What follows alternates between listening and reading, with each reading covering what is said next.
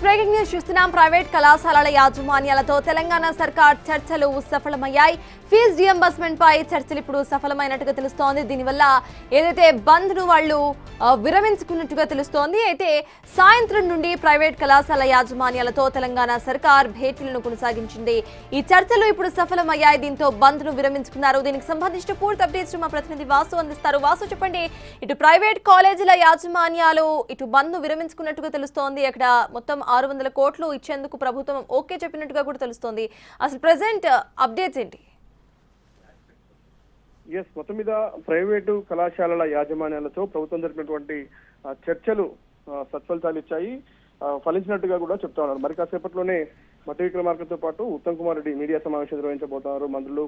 అయితే మొదటి విడత ఇప్పుడు మొత్తం 1207 కోట్ల రూపాయలు ఆ టోకెన్లు సిద్ధంగా ఉన్నటువంటి అమౌంట్ ఏదైతే ఉందో దాంట్లో 600 కోట్ల రూపాయలు చెల్లించేందుకు ప్రభుత్వం సిద్ధమైంది.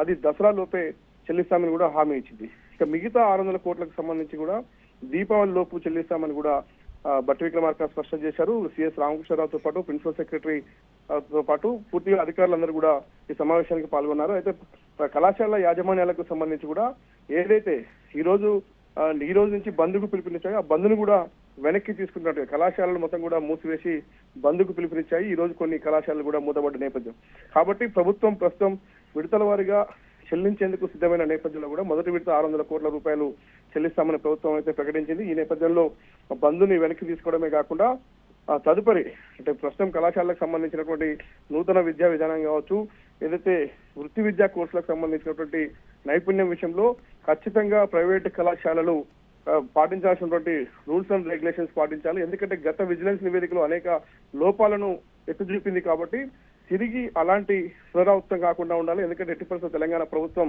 విద్యా విషయంలో కూడా వెనక్కి తగ్గే ప్రసక్తి లేదు. మీ యొక్క బకాయిల చెల్లింపు కూడా ప్రభుత్వం సిద్ధంగా ఉంది, సానుకూలంగా ఉంది.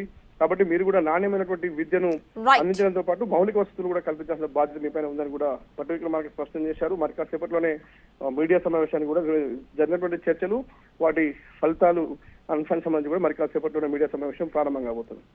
Thank you Vasu.